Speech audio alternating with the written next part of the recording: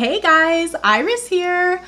I've been doing an awful lot of food preservation lately, so I figured I'd bring you along for today's project. We're going to be canning a household staple in our home, which is venison.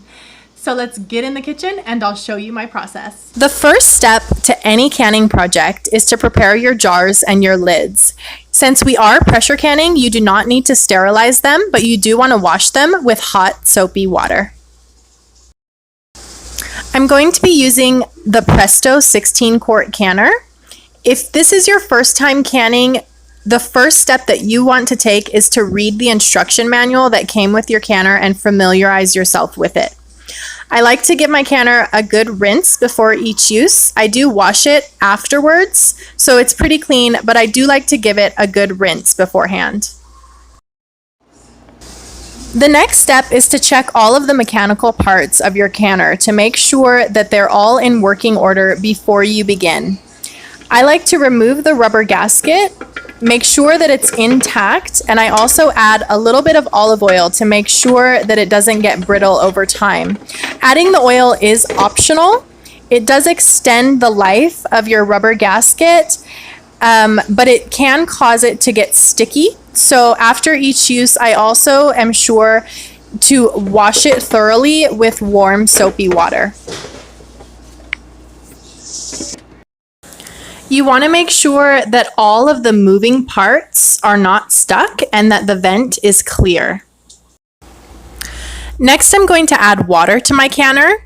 I'm going to add cold water. Since we are using the raw pack method, everything will be cold at the start of the canning process. Water levels can vary from canner to canner, so you do want to make absolutely sure that you've read your user's manual and that you have the correct amount of water depending on the size of jars that you're going to be canning. I'm going to be canning pints today, but you could use this exact method to can quarts. The only adjustments that you're going to make are the water level and the processing time. After I've filled my canner, I'm going to place it on the stove without any heat while I fill my jars. I'm using venison today and I'm going to be using the raw pack method. This method is going to be the same for any red meat. You do want to make sure that your meat is cut into roughly 2-inch cubes before you start. I'm going to loosely pack the venison into my prepared jars, leaving about 1 inch of headspace. I like to use the bottom thread on the jar as a visual marker. So I've filled 8 jars with venison. My pressure canner does hold 9, so it is recommended that you add a jar of water to keep things even and to make sure that the jars don't tip over. When this happens, I like to add a piece of gauze into the water and keep it on hand with our medical supplies as a sterilized wound cleaning kit. I do like to add salt to most of my meats. I add 1/4 teaspoon for each pint jar, and I am using pink Himalayan rock salt. The pink Himalayan rock salt can cause cloudiness. If you're concerned about that, you can just use canning salt instead. The next step is very important. You want to clean the rims of each jar with a little bit of vinegar on a paper towel. Any bits of food or salt or fat that are left on the jar can prevent the jars from sealing properly. So you do want to make sure that you clean them very well.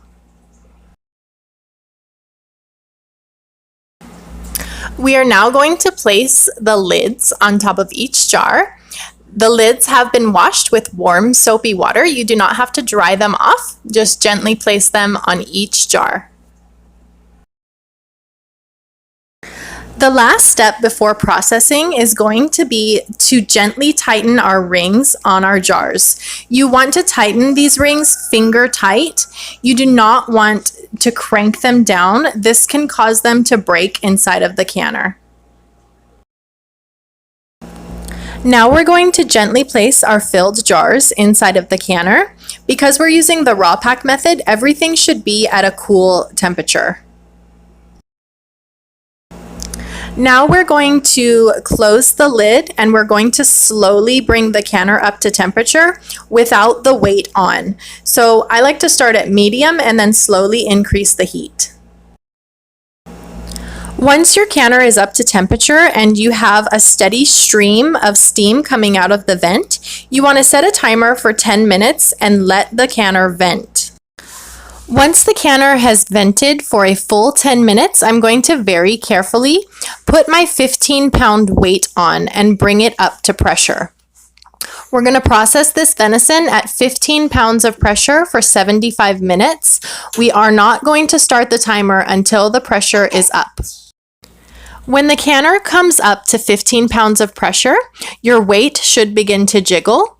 I'm going to turn it down to medium and I'm going to start the timer for 75 minutes. Depending on your elevation, the pounds of pressure may be slightly different. You do want to refer to your user's manual to make sure that you have the proper pounds of pressure. You do want to stay close to your canner for the entire processing time to make sure that you are maintaining the proper pressure. If the pressure drops below what it is supposed to be at, you're going to need to start the entire processing time over again. Once you have completed your processing time, you're going to want to turn the heat off and let your pressure canner come down to 0 pressure without disturbing it. When the canner comes down to 0 pressure, I like to take the weight off and then just crack the lid and let it continue to cool very slowly for a few more hours. I do this because any sudden changes in temperature can cause siphoning in the jars.